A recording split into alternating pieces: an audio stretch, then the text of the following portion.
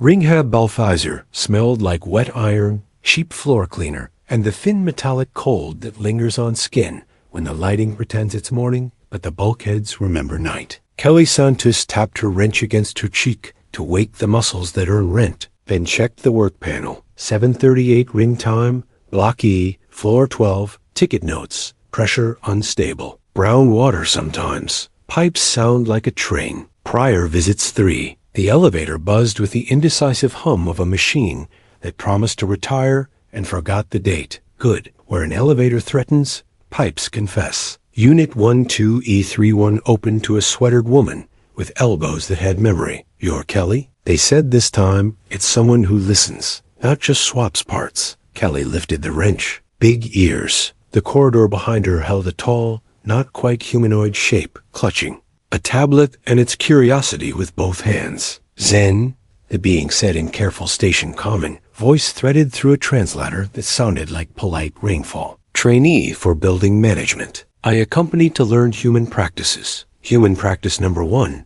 Kelly said, pointing at the kitchen drain. Ask permission to enter. Zen retreated half a step, processed etiquette, and asked. They entered. The kitchen smelled of sweet tea, old grease, and a pot that remembered family better than photographs. Kelly set her wrench against the vertical pipe. Metal sings when respected. A tunk, tunk, tunk climbed from the building's base, low as a superintendent's joke. Train, the tenant said, confirming her own diagnosis. Ghost train, Kelly said. Joint is slapping a ring anchor. She opened the cold tap, brown for 2 seconds, then shy. She wrote in a pocket notebook where ink had more authority than anyone's tablet. We can apply alien flocculent polymers to capture sediment, Zen said. Write with solutions. I have samples. You can, Kelly said. Then the building becomes a happy test subject. First, we see the path. She rapped the knees of the pipe. The sound replied with an accent. Old copper until the 9th floor, alien polymer splice somewhere in the slab. Stubber shut off on 7. Zen raised the tablet. White work light harsh and unasked for. Please skip the spotlight, Kelly said without looking up. Metal lies less in the dark. Zen lowered the light and wrote something that was probably humans value penumbra for hydraulic truth. Kelly ducked under the sink. Cleaner. Shadow. The shy scent of mold. Her fingers found the trap by texture plastic that tries to goose your knuckles. 24, she said to herself. And Zen, hearing liturgy, said, Why 24? Because it fits, Kelly said. I'll lend you the poetic ruler later. She ran water, set the wrench against the wall line, and listened. Vibration is the lingua franca, running up the main, beating a stiff elbow, bouncing into apartment lines like a rumor. She closed the tap. The silence after told her more than the noise before, like a kid who swears he didn't touch the cookie and leaves crumbs organized by alibi. What do you hear? Zen asked, leaning too close to the cabinet. I hear a polymer elbow that wasn't taught to be polite to brass, Kelly said, backing out with a grin dusted in dust. I hear someone used thread sealant, like frosting. I hear we're going to the maintenance shop to ask the gaskets what mood they're in. Moods? Zen tilted, translator puzzled. Rubber has them, Kelly said. So do people. This job is mostly convincing both to keep promises. The elevator tried to help by complaining. Kelly preferred stairs. Stairs never lied about being tired. Zen's steps were precise, like someone rehearsing how to be considerate to gravity. Your tools are legacy, Zen observed, gaze lingering on the wrench scarred into usefulness. They're honest, Kelly said. A liar hates an honest tool. On floor 11,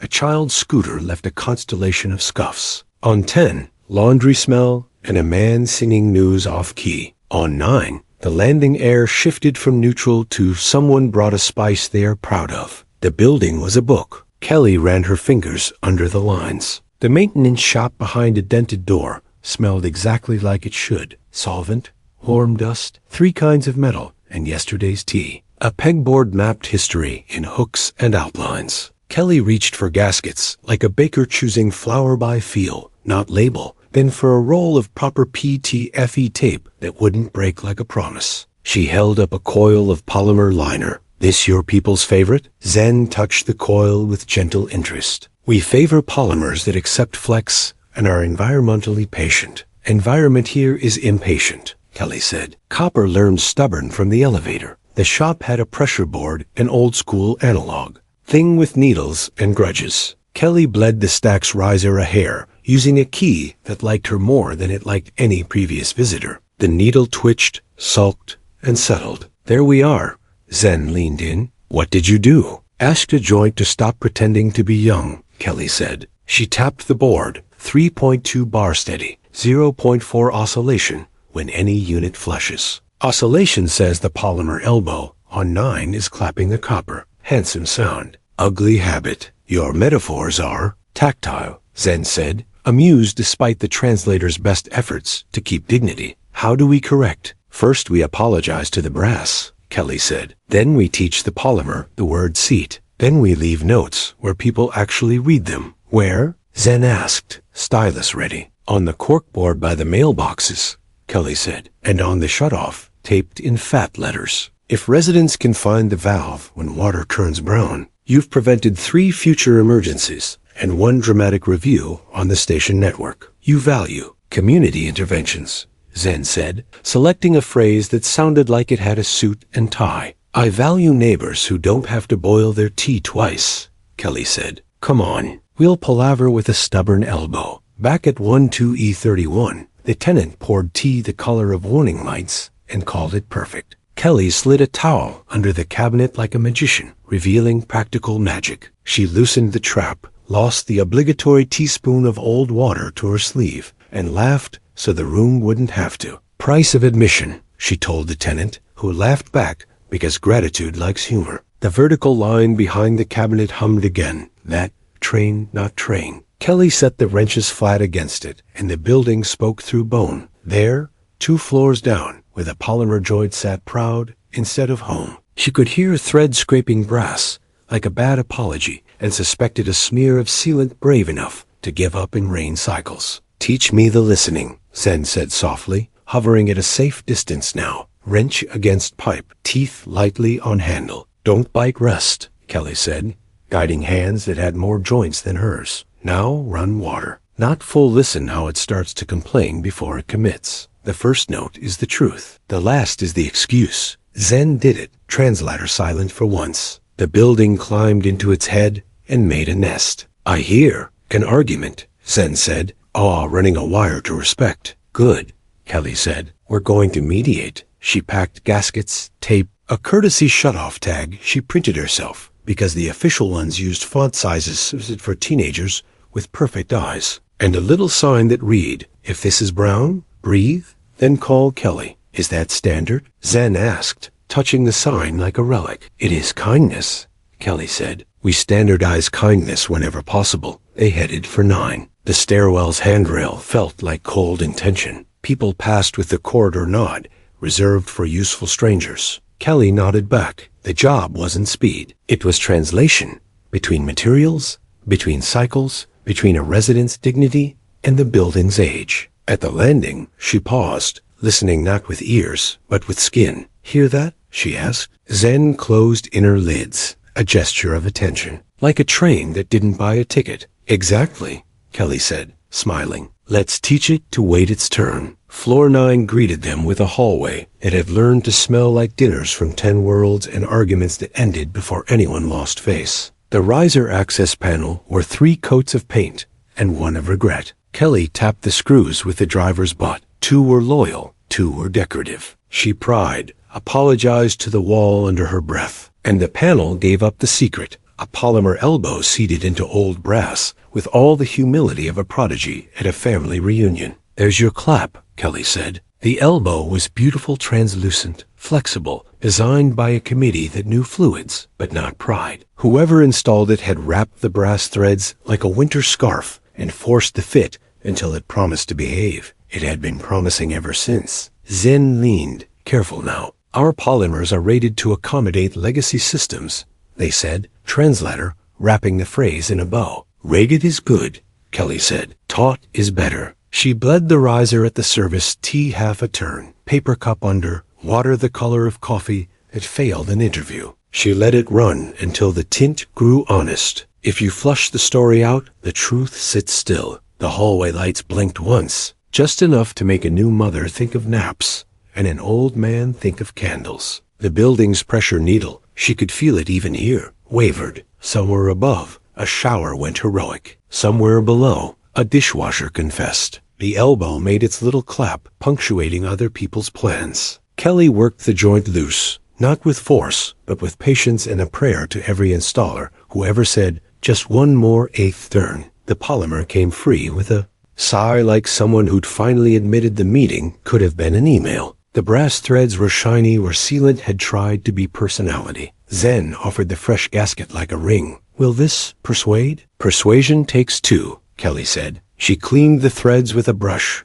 that had seen things and still chose kindness, then wrapped PTFE carefully, tight and true, no froth. She seated the polymer with a kind of torque that makes a promise instead of a threat. "Now we teach seat." "How?" Zen asked. "By not rushing," Kelly said. She tightened a quarter turn, waited, another quarter, listened. "Systems learn from how you treat them when you could go fast." Her wristcom buzzed. The building manager, a human whose emails sounded like staplers, had forwarded a notice from Supply. Polymix 9 BAUTO adjust apply today. Stabilizes multi-material stacks with smart flow. An optional patch that promised to solve the clap by smoothing pressure. Kelly made a face like someone who had tried miracle creams. Zen read over her shoulder. "It claims agency. It claims applause," Kelly said. "If we push it before the elbow learns to sit, it'll smear the problem across the stack and call it harmony." She finished the seat, bled the tea again. Clear now, cold as reason. The pipe sang a low contented tone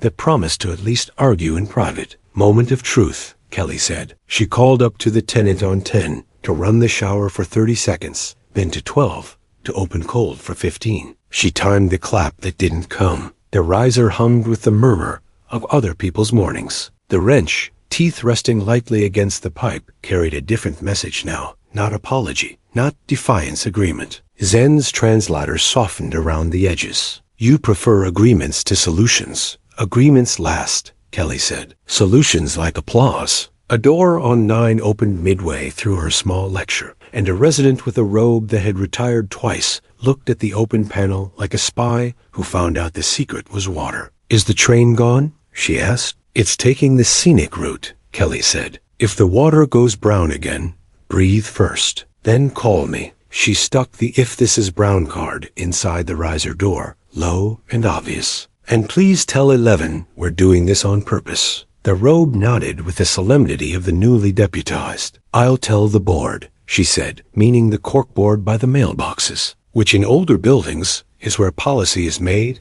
and feelings are archived. Kelly's wristcom buzzed again with a polymix reminder. "Not today," she told it. "We're teaching." The building, insulted by being improved without permission, decided to test their manners. At 10:54, a pressure surge rippled through Block E. Someone on 14 flushed a lifetime. The elevator chose that moment to remember a trauma. Somewhere in the sublevel, the booster pump that should have been replaced in a more generous budget year cleared its throat and coughed rust. The riser answered with a thud. The newly seated elbow, brave in its first hour of adulthood, held. The clap, eager to be noticed, tried a different rhythm. The polymer to brass joint sang one pure note, then quieted. The noise moved downshaft, where the main met a 90 made, in an era when 90 meant 90, and nobody said sweep, unless they were talking brooms. "Complication," Zen said. "Not alarmed cataloging." "Good," Kelly said. "Now we see the whole chorus." She shut the riser a quarter, walked down to 7. The air was cooler. Old concrete regrets heat slowly. The corridor carried the far-off ring of children negotiating a game. She opened the panel at 7E. This one had screws so rusted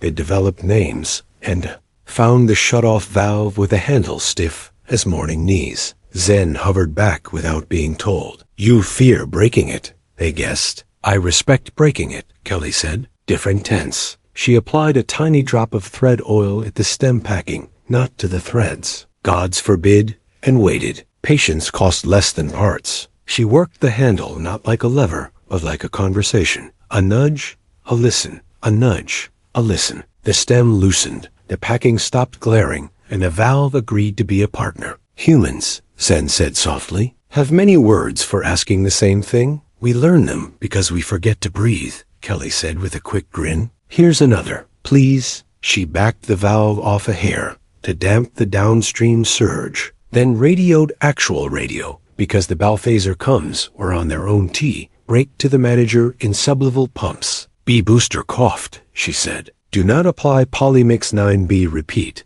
Do not push the fix feelings button. I'm damping at 7. Meet me at the pump in 10. The manager grunted through static. You have the floor. Zen pointed at the Polymix notice pulsing on their tablet. The shop insists. The shop sells, Kelly said. We maintain. She snapped a laminated card she carried because she had learned the hard way that printing once is. Cheaper than apologizing always. Emergency shutoff locations E-stack. Big letters. Simple map. 3 circles. She handed a copy to Zen. Tape this in the stairwell window. Waist height. People look at waist height when scared. Why? Zen asked, already doing it. Because eyes go where hands want to be, Kelly said. Design is gravity. They reached sublevel E. The pump room smelled like hot wind and the complicated honesty of electricity. The booster pump wore its label skewed model, HB12, service date forgotten, bolts with personalities. Kelly touched the casing. Warm,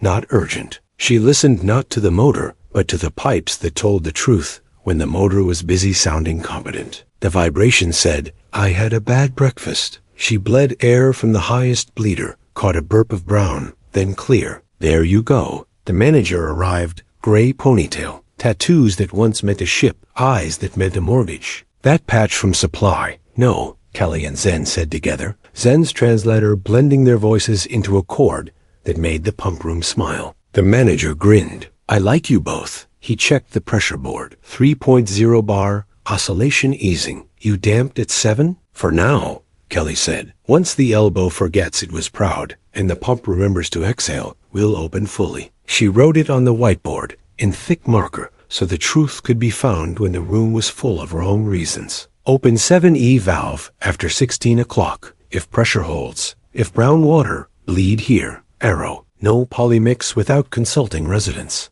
Zen tilted their head. Residents must consent to patches? Residents own the drops that touch their tongues, Kelly said. If you change the taste, you ask. Zen considered that at length, then nodded with a gravity new to their posture. I wish my instructors had said this on the first day. They say it on the last, the manager said. By then, you've learned to hear it another way. The pump settled into its work. A building quit testing for now. Kelly wiped a thread of whatever off her knuckles and felt the satisfying ache of a morning spent talking a machine down from a bad idea. She looked at Zen. Lesson 2. Please, Zen said. Never call a system fixed before lunch, Kelly said. Call it behaving. We'll see if it wants to keep being polite after people come home. Lunch on Balphaser was a suggestion more than a time. The ring dimmed a fraction. The corridor smelled briefly like cumin, citrus peel, and a rumor that someone on 15 baked. Kelly and Zen walked the stack, ears on metal, eyes on people. The riser's hum had settled from speechifying to inside voice. At the mailboxes, a corkboard held the neighborhood's constitution, babysitter numbers, lost sock claims, a flyer for stair aerobics, and a laminated sign someone had pushed behind other papers that read, If it's brown, it's bad luck. Kelly pulled it forward and replaced it with her own in fatter letters. If it's brown, breathe and call. Bleed here. Map gives. A hand-drawn arrow pointed to the stairwell window where Zen had taped the emergency shutoff map at waist height. The line was straight, the taped squares too neat to be human. You like rectangles, Kelly teased. Angles comfort me, Zen said, not offended. They are choices that stay chosen. Wait until a toddler discovers tape, Kelly said. Your rectangles will learn jazz. A door opened. A resident with a tool belt and paint on her elbows. Someone who fixed her own mistakes when she could point it at the sign. You the plumber who made the train shut up? Momentarily persuaded, Kelly said. Thank you, the resident said. I do calls from home.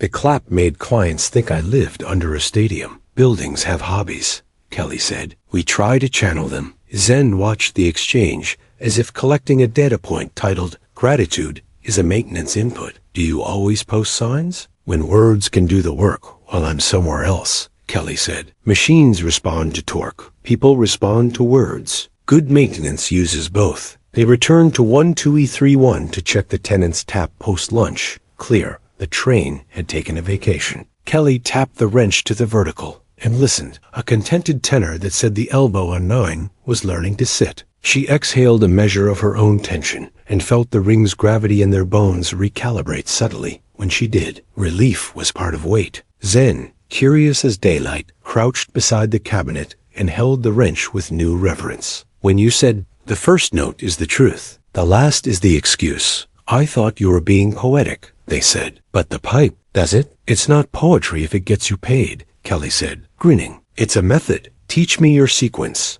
Zen asked, stylus poised. "I will write it as a checklist for other trainees who have ears but were taught only eyes." Kelly liked that. Ears but taught only eyes. "Okay, call it Stack Listening Domestic Mix. Step 1, ask for permission to enter and to touch what feeds families. Step 2, run water, not full listen for onset tone. Step 3, wrench to pipe, teeth resting, not biting, feel the rise and fall. Step 4, lead the riser at the nearest T until honest. Step 5, seat joints by quarter turns and patience. Step 6, damp at mid-stack to protect the low, but right the board so the next hand knows when to open. Zen wrote with crisp strokes, translator humming to itself. Step 7, post the sign where panic looks first, Kelly said. Step 8, ask the pump to apologize with a burp. Step 9, lunch. And Step 10, Zen asked. Never say fixed before dinner, Kelly said. We've covered that. The tenant poured tea for all 3 in cups that pretended to be porcelain and felt like stubborn plastic. Zen held theirs as if afraid to affront it. Do your people always treat water like a person? They asked. We treat it like a guest with moods, Kelly said. And we treat the system like a neighbor who will help if told how. The tenant smiled into her cup. That was my grandmother's theory about the relatives, she said. Seat them, feed them, give them a job. Grandmothers and plumbers understand hydraulics, Kelly said, and raised her cup. Their wristcoms chirped in unison, a building message gone to all Block E residents. Supply will apply Polymix 9B at 1630 to stabilize pressure harmonics. Zen's posture changed small, but visible even to human eyes. I did not authorize this, they said, new steel in their translator. And if applied now, it will teach the wrong lesson, Kelly finished. She stood, time to talk to Supply. With witnesses, Supply were not villains. They were tired people who had to justify budgets with charts that fit on one screen. The supply desk on Balphaser lived in a glass cube that looked honest and sounded like printers, reminding you they too bleed. A human clerk with a lanyard grave as law greeted them without looking up. Ticket number? Kelly offered her smile that says I brought my own pens. No ticket. It's faster if we use words. Please don't push Polymix 9B at 1630. The clerk, to their credit, did look up. It smooths harmonics, they said. We need fewer complaints in E, or we lose our uplift. Zen stepped forward, translator trimming any edge from their tone and leaving firmness. We have reduced complaints today without smoothing by collapse, they said. We set a joint properly on 9, bled at sublevel, posted maps, and placed dampers temporarily at 7. If you overlay your complaint map with our actions, you will see a drop. Kelly slid her notebook across the counter, open to the page labeled E stack today. Handwritten times, small notes, ticks. A human brain believes ink. If you push Polymix now, she said, you teach the mesh to treat brass like a rumor. The elbow on 9 will learn pride again. Residents will taste fix in their tea and call you names that hurt. The clerk's eyes softened by a millimeter at the word tea. Everyone on Balphaser had a tea story. We're measured on intervals, not taste, they said, almost apologizing. Change the measure, Kelly said, gentle. Or at least don't tank ours. A supervisor drifted over on coffee steam. Evidence? She asked, not as a dare like a habit she was trying to keep. Zen placed their crisp checklist on the counter like a treaty. We propose a pilot metric, brown to clear time after surge with resident reported flavor delta. Also, panic to breathe time after sign posting. The supervisor blinked, then made an expression that meant she hated and loved that suggestion because it would work and cost work. You want to put feelings on a chart. Yes, Zen said. They exist regardless. Kelly nodded at the corkboard map photo she'd printed in the stairwell. We also propose a constraint. No poly mix, unless residents are asked. They own the drops. The clerk exhaled a defensible sigh. We can delay, they said, 1700. If your numbers hold by then, we'll reschedule and trial your metric. Thank you, Zen said with a small bow you could hang a lesson on. Back in the corridor, Kelly let the grin show. That was your first no to a system, she said. It was a not yet, Zen said, pleased and trembling in the way a person does when a boundary stands up and finds its legs. Your please helped. Please is WD-40 for societies, Kelly said. They did another loop. On 11, a resident had taped a drawing of a faucet with a speech bubble. If brown, don't frown, call Kelly. The rhyme was bad and would work. On 10, the shower sang normal. On 9, the elbow held its seat, humming along like someone who finally learned to share a bench. In sublevel, the booster pump breathed without wheeze. The whiteboard's instruction waited for its time. They stopped at the stair window. The shutoff map said exactly where panic hands would land. A toddler had indeed found the tape and added a sticker of a star to the corner. Zen touched it with a gesture that might have been affection. Your rectangles learned joy. It's how buildings know they're loved, Kelly said. Zen looked at her, something understanding passing across a face shaped by a different evolution, but no less expressive. I thought I came to learn procedures, they said. You are teaching me agreements. Procedures are agreements we write down, Kelly said. You're doing fine. The Riscons chimed with a message from supply. Delay confirmed. New metric trial accepted. Report at 17 o'clock. Kelly showed it to the tenant in 12E31, who read it like a bedtime story with a better ending. Thank you, the tenant said. What can we do to keep it good? Tell each other where the sign is, Kelly said. And if it goes brown, breathe first. The building hears breathing. It's weird, but it does. Zen wrote that down too, without irony. The building hears breathing, they murmured, as if translating it for future trainees.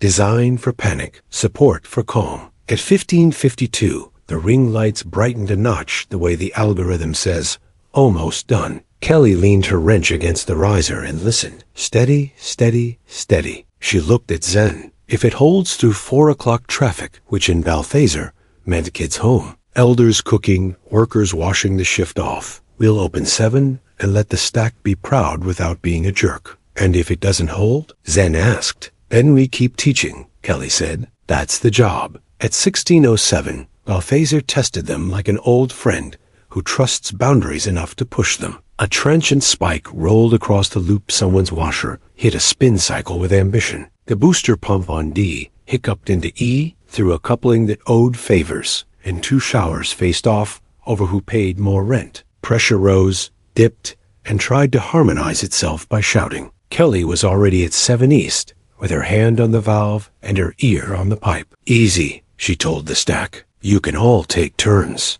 Zen stood at the stairwell window, watching the waist-high map steady people who startled at the changing light. A teen pointed to the map and coached their grandparent. If it's brown, we bleed here first. The grandparent, who had seen worse than water, patted the teen's hand like they'd been waiting a whole life for someone to say we about a thing like this. Zen's translator made a soft sound that might have been admiration. The riser's tone shifted from speech to debate. The elbow on 9 wanted to remember pride. It held instead because someone had taught it seat in a voice that sounded like quarter turns. In sublevel, the booster pump lifted its load with a grunt that meant fine and not see what you made me do. Kelly cracked the 7E valve a hair more open and waited the full 20 seconds that feel like 2 minutes in a hallway. The hum steadied. There, she said. Their wrist comms chimed. Supply again. Inquiry. Confirm no poly mix needed. Central asks if brown to clear metric is still minimal. Zen replied before Kelly could, fingers precise on the keys. Confirm minimal. Resident reports. None. Please hold patch until tomorrow AM for comparison. Then Zen added, unasked and in plain words, we taught a joint to sit. They sent it and looked at Kelly sideways, waiting to learn if they had overstepped. Kelly's grin did the whole job. Perfect, she said. Add, booster burped. 7E damp opened a hair at 1607. Will revert if stable by 17 o'clock. A door opened on 8. A man with a dish towel over one shoulder peered out. Is the water going to taste like the station again? He asked, half joke, half prayer. If it does, Kelly said, tell me. Taste is a measurement. We're tracking it. Zen held up the tablet. We added taste delta to the chart. The man blinked. You can do that? We can pay attention, Zen said. The building surged once more, smaller like a kid, testing whether bedtime is negotiable. Kelly did not reward the test with drama. She set the wrench lightly to the riser and listened to the I tried die into. I'm trying. She thought of all the language she'd used today, apology to brass, patience to polymer, a laminated breathe to humans, and realized the revelation she hadn't put into words. None of this had been clever. It had been slow. Slow wins, she thought.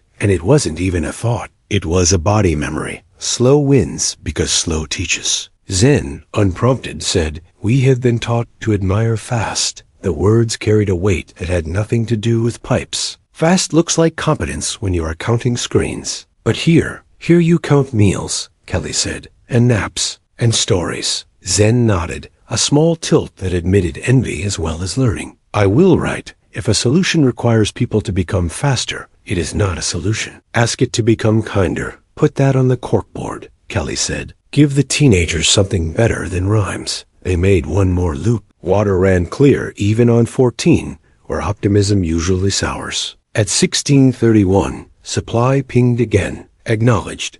Patch delayed. Central curiosities. Can this be documented for other rings? Kelly looked at Zen. Zen looked at the stair map with the toddler star. We can document steps, Zen said quietly. But if they do not tape a map at the height of fear, they will lose the part that matters. Write that, Kelly said. Back at 7E, she opened the valve fully and waited. The stack did not gloat. It flowed like a place that had learned the word enough. Kelly tapped her wrench to the wrench. Pipe and felt the vibration resolve to something she'd started calling agreement. Since she'd met Zen, she had learned a word, too. At 16:47, the thing that had to break broke, because buildings are honest, even in victory. Not the riser, not the elbow, those held their agreements. The failure came from courtesy. The little shutoff in 1OE's sink, the one a previous tech had spun 1/8 turn too brave a year ago. It didn't snap. It wept. A thin thread down the stem, the kind of leak that turns a cabinet into a terrarium, if left alone. The tenant texted a photo that smelled like panic, even without smell. Dark undercarriage, glossy bead. Kelly replied with 2 words that were a hand on a shoulder. We're here. She and Zen jogged stairs elevators, tell lies when asked to be gentle, and arrived to a cabinet that had not yet learned to flood. The tenant half laughed with relief. Not brown, they said, showing they'd learned the wrong metric the right way. Different problem, Kelly said, already laying the towel like a magician's cape. Good catch. Good photo. Zen crouched, eyes angle, checking the shut-off body. Stem packing. They diagnosed, proud and correct. Lesson 3, Kelly said, handing them the tiny packing wrench. Lefty Lucy is not an invitation. 1/8 turn. If the drip stops, you stop. If it doesn't, we replace. Zen adjusted with the